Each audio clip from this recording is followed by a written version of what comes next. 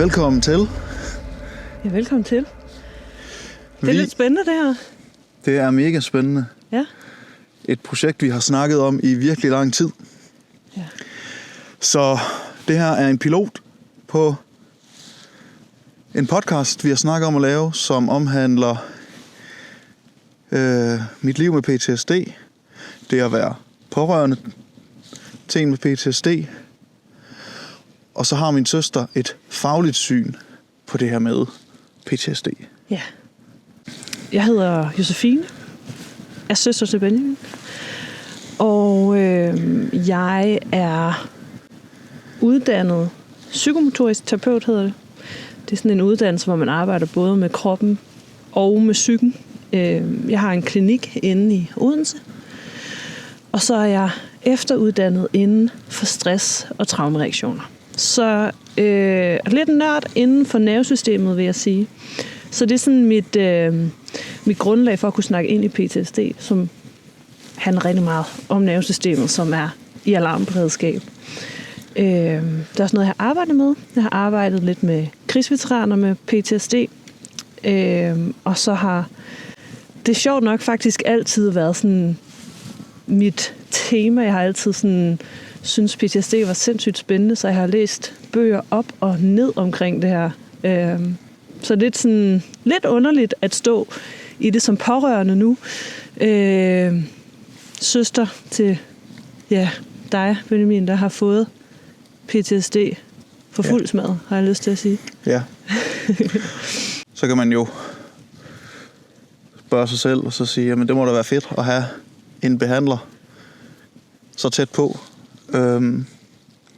Men jeg har faktisk valgt ikke at benytte min søster som behandler af den simple årsag, at jeg har mere brug for at have hende som min søster. Ja, det var en snak, vi tog ret tidligt. Det var også noget af det, som jeg faktisk synes var rigtig svært. Jeg stod på sidelinjen, jeg havde en masse viden, men jeg følte ikke, at det var mig, der skulle være din terapeut. Jeg ville gerne stå ved siden af dig som din søster. Ja. Det var virkelig en balancegang. Jeg kan lige så tydeligt huske, da vi snakkede om det ude ved Davinde Sø, et sted, hvor en af dine fristeder faktisk. Ja. At vi skulle være bror og søster, og ikke bror og terapeut. Ja. Så det er ligesom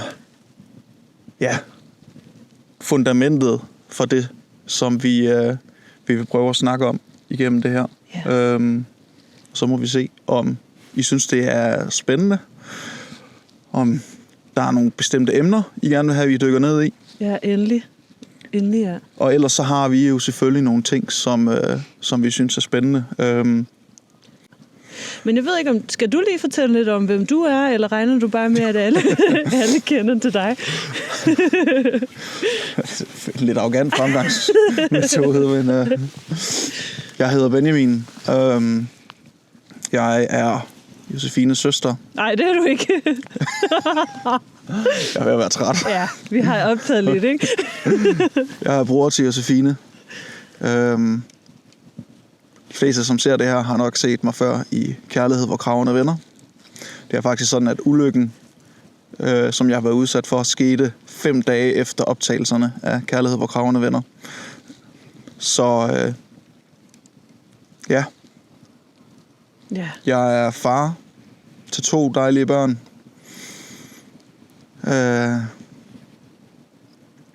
Eks-brandmand. Eks-brandmand. Det var brandmandsfaget, ulykken skete. Ja.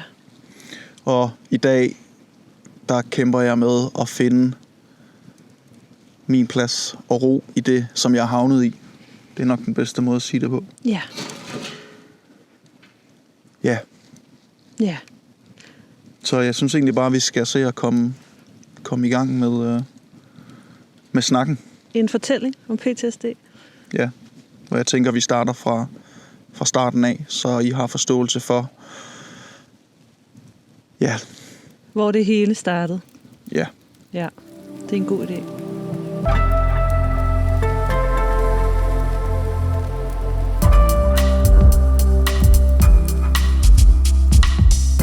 Under en indsats på en kemifabrik i Nyborg, der falder jeg ned i en affaldsgrav. Og grunden til, at jeg falder ned i den her affaldsgrav, er fordi, at faktisk et rigtig godt eksempel, lidt ligesom nu, der ligger sne over det hele, så lå der på det her tidspunkt skum over det hele. Og det gjorde, at jeg ikke kunne se den her grav, fordi at det slukningsanlæg, den her fabrik har, skyder så meget skum ud, at hele området bliver fyldt med skum. Og det vil sige, at den grav også er fyldt med skum. Så det hele ligger fuldstændig plant. Og der er ikke noget, der indikerer, at der er en risiko for at falde ned. Og ja, den sikkerhedsforanstaltning, der er taget, det er gul afmærkning på jorden.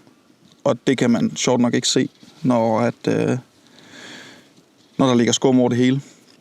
Og i dag, at jeg skulle lave noget slukning, så vil jeg gerne lidt tættere på. Og det er inde i et rum, så det er ikke sådan, man tænker, at der er en risiko for at falde ned i noget. Og jeg tager et skridt ind i det her rum her, så falder jeg et sted mellem 4 og 5 meter ned i den her grav her. Og i mit fald, der brækker jeg min skulder, den bliver revet af led, og jeg bliver fastklemt nede i den her grav, hvor at det affald, der kommer ind i graven, bliver dumpet i midten af graven, så det ligger ligesom i en stak, og så daler det ud mod siderne, og jeg ligger med fødderne ind mod midten, og hovedet ud mod kanten. Så det er ikke fordi, jeg hænger på hovedet eller noget, men jeg ligger med al vægten ned mod min overkrop, og jeg ligger oven på mine skulder, som er revet af led, og jeg kan huske, at jeg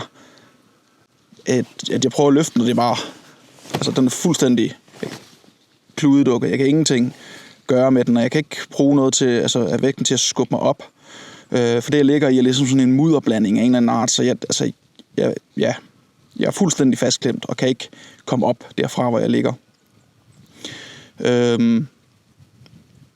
I mit fald slår jeg hul på min maske. Det er sådan, at når vi røgdykker, så har vi et røgdykkerapparat på, som beskytter os mod røg. Men det gør jo også, at der er en tidsfaktor, som pludselig spiller ind. Fordi der er jo ikke uanede mængder luft i sådan et apparat. Og jeg slår hul på apparatet, så jeg taber luft, mens jeg ligger dernede. Og ja, jeg synes ikke, der er nogen grund til lige nu at dykke længere ned i det, men jeg er ret sikker på, at jeg ikke kommer op i live fra den situation, jeg er havnet i. Men alligevel er der noget i mig, som giver mig lysten til at kæmpe. Og det eneste, jeg kan gøre, det er at give mine kollegaer så meget tid som muligt. For jeg er udmærket godt klar over, at det bliver omfattende for mig op igen. Og det her, jeg bruger de vejrtrækningsøvelser, som vores onkel har lært os i forhold til dykning. Og det er uden tvivl det, der redder mit liv. For til sidst, jeg ligger hernede i 20 minutter, før at det lykkedes min kollega at få mig op igen. Men det sidste 1,5 til 2 minutter, jeg ligger dernede, der er jeg løbet tør for luft, så der holder jeg vejret. Vel at mærke, holder jeg vejret uden at vide, at jeg kommer op igen. Så det kunne ikke være trukket længere.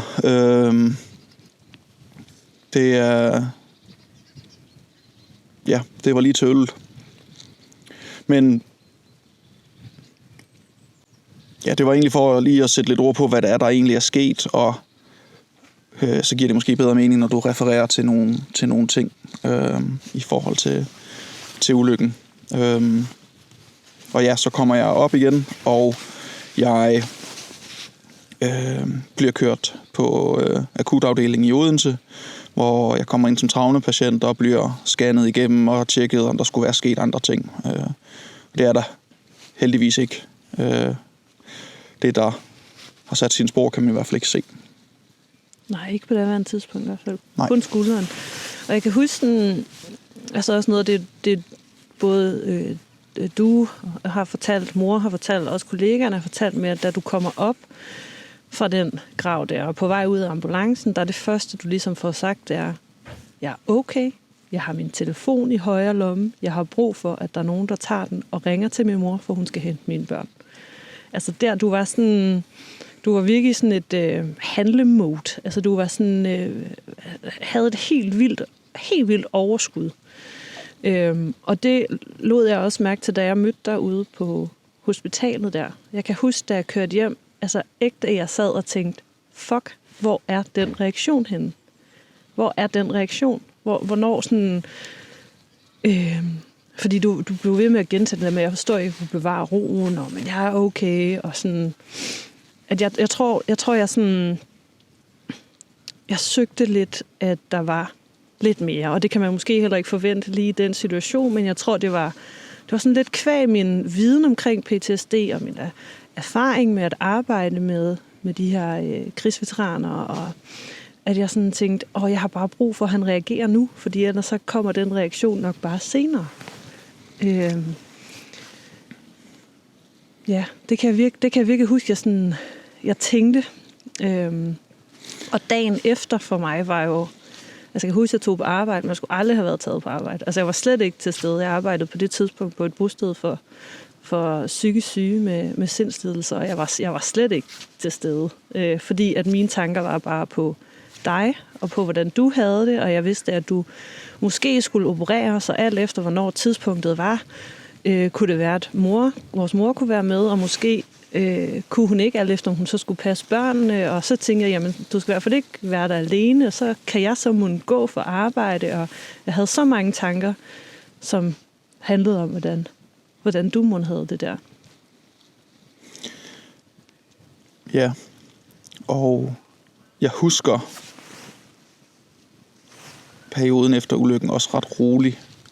Altså jeg tror, det hang sammen med, at jeg lavede de her værktrækningsøvelser, fordi det gav mig noget ro. Og det gjorde, at jeg fandt en ro dernede. Og det var som om, at den ro, den varede ved.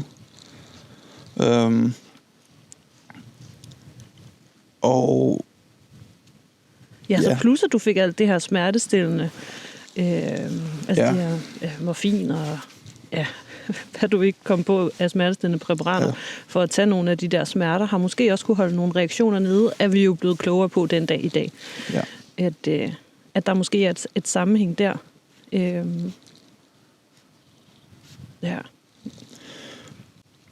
kan huske, at den reaktion, jeg havde, da jeg kom tilbage igen fra hospitalet, det første, jeg ville, og det, der var allervigtigst for mig, som jeg husker det, så var det nærmest direkte fra hospitalet og op på brandstationen.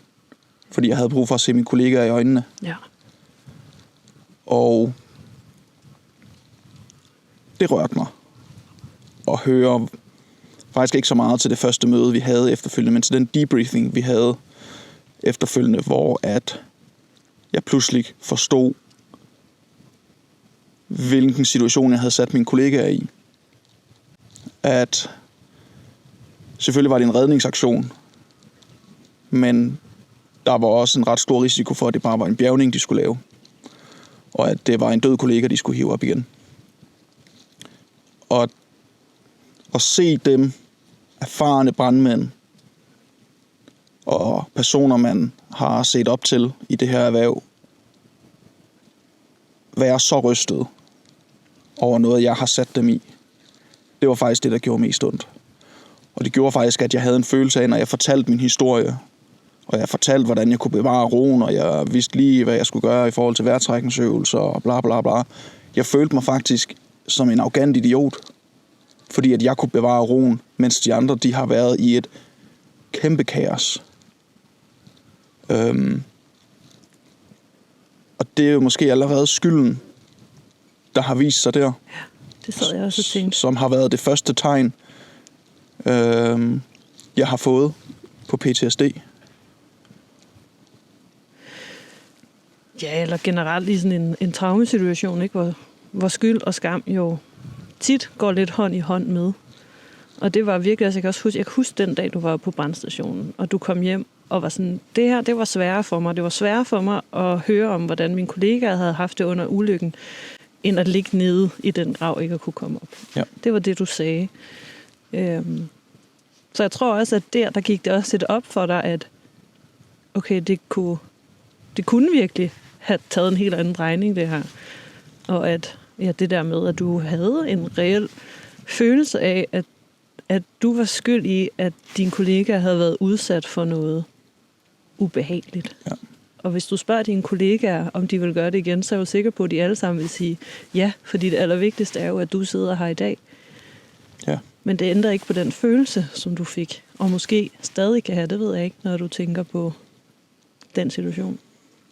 Det er sjovt, når jeg tænker tilbage, eller selvfølgelig er det ikke sjovt, men når jeg tænker tilbage på ulykken, jeg er udmærket klar over, hvad der er sket, og hvad jeg har været igennem. Men sådan følelsesmæssigt, når jeg tænker tilbage på den, så er jeg snublet og rejst mig op igen. Ja, det er vildt, ikke? Det synes jeg er imponerende, og jeg synes, det er vildt, når det er den ulykke, som sidder i et traume i min krop i dag. Ja. Men når jeg tænker tilbage på den, så er jeg snublet og rejst mig op igen. Og det er jo sådan, altså din krop er jo genial. Din krop, den gør jo alt, hvad den kan for at beskytte dig. Den ved godt, det du havde gang i der, det var virkelig ubehageligt. Ikke det, du havde gang i. Den oplevelse, den ulykke var vildt ubehagelig. Så den skal du beskyttes fra. Så den lukker bare ned. Det skal du ikke. Du er snublet, og du rejste op. Det er det, du skal huske. Fordi det andet, det er ubehageligt. Men for at du ligesom kan få bearbejdet dit traume, så har du brug for at kunne huske en samlet historie. Ja. Huske din ulykke.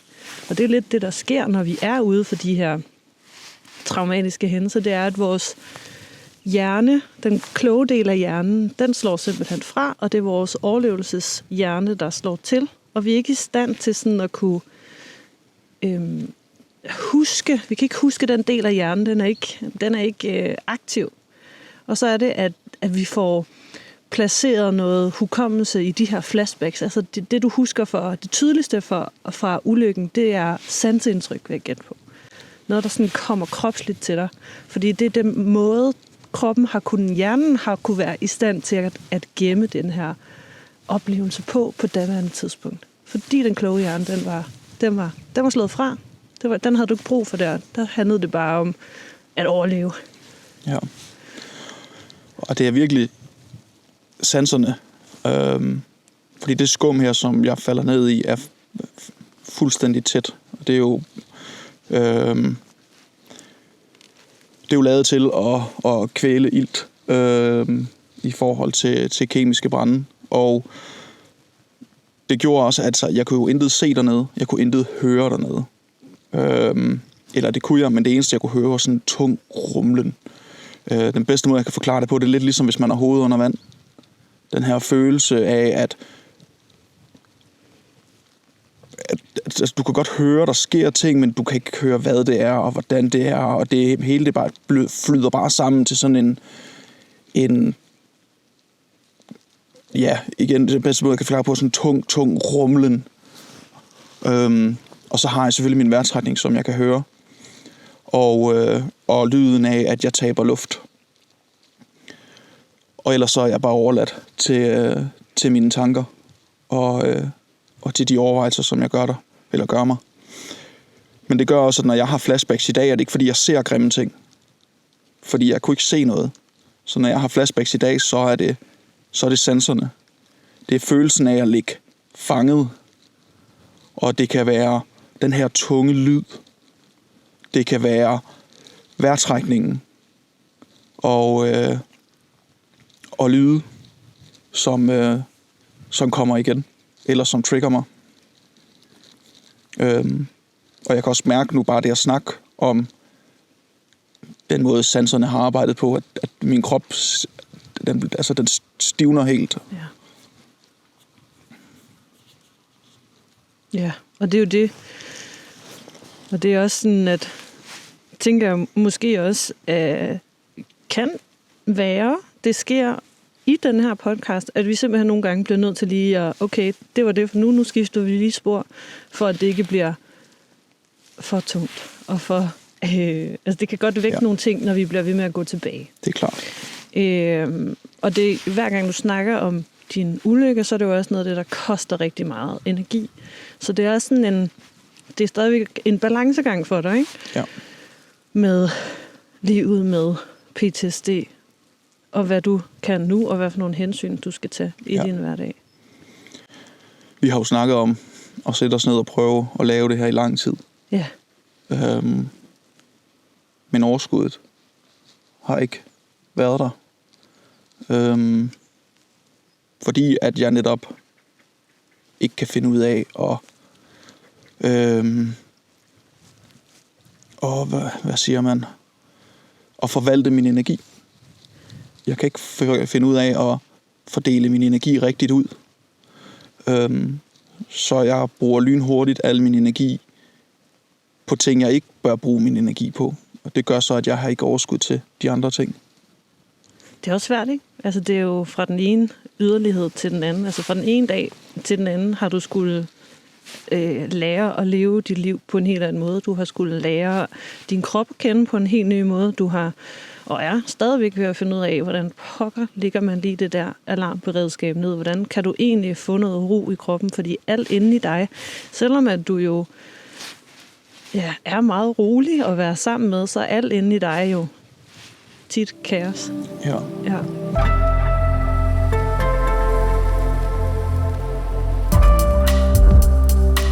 Det kunne være interessant at høre, for jeg tror faktisk heller ikke, jeg har hørt,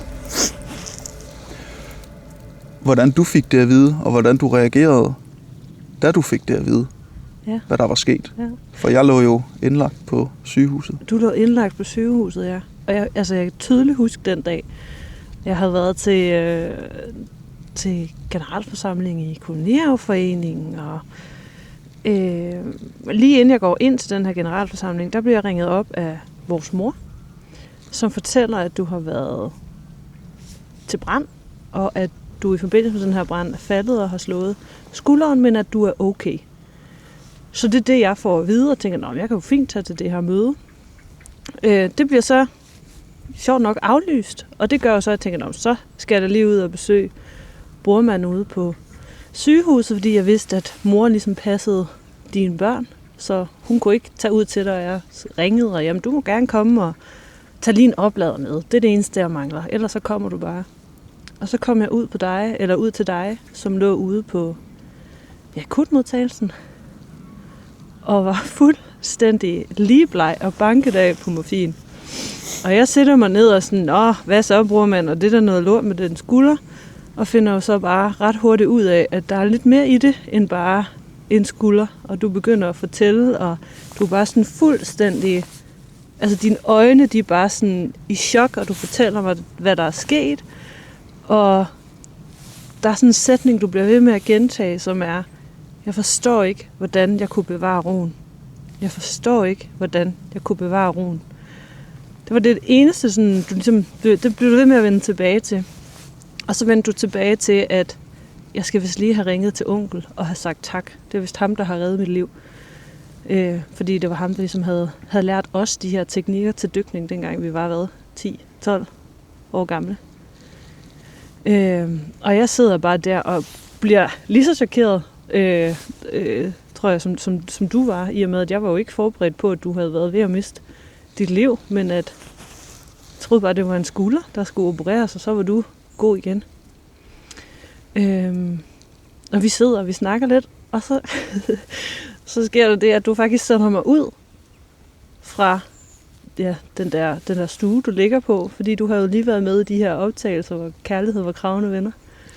Og det var ikke vist i fjernsynet nu, og det eneste, jeg vidste, var, at du snakkede med en pige, men jeg måtte ikke vide, hvem. Og nu skulle du altså lige snakke med hende, så måtte jeg gå ud og vente. Og det første, jeg gør, det er bare at gribe telefonen og ringe til mor, og jeg tror nærmest, jeg får givet hende en skideball, og sådan, mor, hvad fanden er det, du laver? Du bliver da nødt til at fortælle mig, at det er alvorligt. Altså, han har jo været ved at dø, mor. Det skal du da sige. Og hun var bare sådan, jamen Fine, jeg vidste ikke.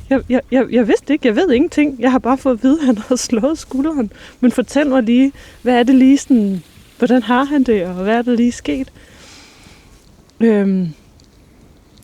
Så det var sådan det var en vild dag, og det var jo en dag, som ændrede mange ting for os begge to. Ja. Ja, det er sjovt, eller sjovt er det jo ikke, men hvordan at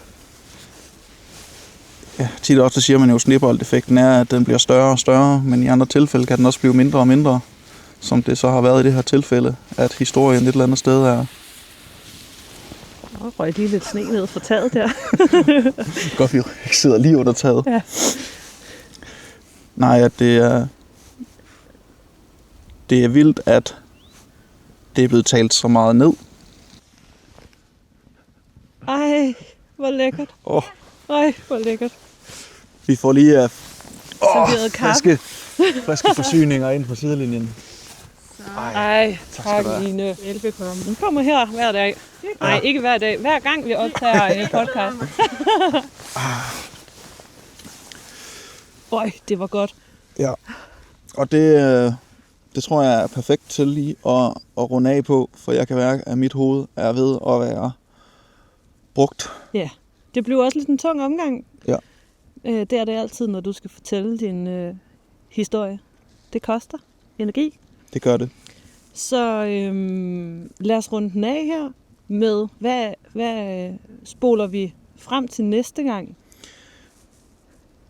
Hvis I har lyst til at høre mere, så tænker jeg, at det næste afsnit kommer til at omhandle forløbet efter ulykken, hvor at... Du er faktisk kvikket op igen. Du får det godt. Bedre i hvert fald. Ja. Jeg er hæmmet af en brækket skulder, og min mor flytter faktisk mere eller mindre ind hos mig og hjælper mig igennem det her forløb med at komme ovenpå igen. Så jeg tænker, vi skal have fat i hende næste gang. Det kunne være spændende. Nu siger jeg fik det godt. Det er jo med udgangspunkt i, hvordan det hele det ligesom startede. Ja. Ja. Men I må mere end gerne skrive en kommentar, om det her er noget, I synes er spændende, om det er noget, I gerne vil se mere af, og hvis I gerne vil det, hvilke emner I synes, der kunne være fede at få dækket. Ja, lige præcis. Ja. Det er i hvert fald det, der er tanken og ideen omkring hele det her format. Ja. Og så runder vi den af, inden vores tær fryser til is. Eller du brænder dig på teen. Så jeg tror bare, vi siger tak til dig, der enten så eller lyttede med. Og så må vi se, om vi høres, lyttes ved. Hvad siger man? Er det sådan noget, man siger? Er det det, de seje siger? Hvis du siger det, så er det jo... Ja, så er det de seje siger. Okay, cut.